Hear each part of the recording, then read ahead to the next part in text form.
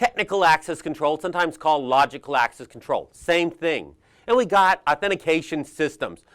You enter your username and password, you're authenticated. Or you use a smart card, like smart cards. You use a biometric fingerprint, iris, or retina scan, whatever it should be.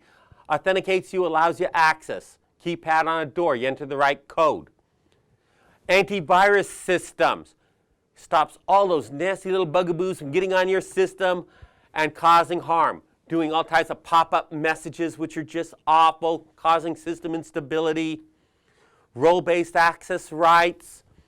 And this is usually found within applications, although it is supported by some operating systems. Based upon your role in an application, what you do, you gain permissions. Role-based access control is one of the major access control models, but we usually see this within applications. SQL Server, email servers like Exchange usually have reviewer, editor, contributor. You have a role, you gain the rights of that role. It allows for easier replacement of users. You know, people come and leave companies, high turnover. You assign that person to a role, they gain all the permissions assigned to that role. Even when we have discretionary access control systems, we tend to emulate role-based because it makes for easier management. Encryption. You know, encrypting data. If you don't have the key, it doesn't make much sense, does it? You can sniff all the encrypted data all day long. You can steal encrypted data off a system. You don't have the key, it's garbage. Without the key, you have no access effectively. VPNs, virtual private networks, taking a secure tunnel. It's really a virtual tunnel. There's no actual tunnel created. It's the illusion of one, but across an insecure network. And you don't get much more insecure than the internet, where every bit of scum in the universe resides. Usually me when I'm surfing the web, I fit right into that. But most of you, I'm going to assume, are decent and fall into the nice guy category. Well, that VPN is that secure tunnel through the internet. What makes it secure? It's actually encryption on it. It's strongly securing the data.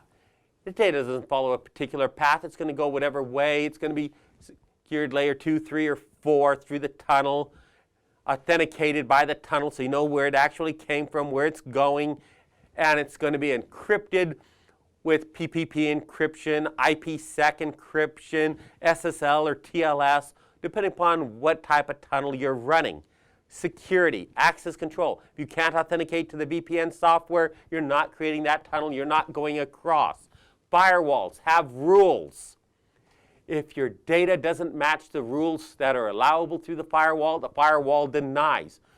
General rule for a firewall, deny all. Allow by exception. Only that traffic explicitly permitted is allowed through a firewall. Everything else should be dropped. So it's an access control. You're not allowed, you don't come in. Routers. A router is actually a first generation firewall. It does packet filtering. Based upon port, protocol, or IP from the source or destination, it can allow or deny packets to travel in or out of the network. Ingress or egress filtering. Ingress coming in, egress going out. So the ACL or access control list is doing packet filtering. It's an access control. Also, you can have routes in it. You can route traffic through a specific network, avoiding all others.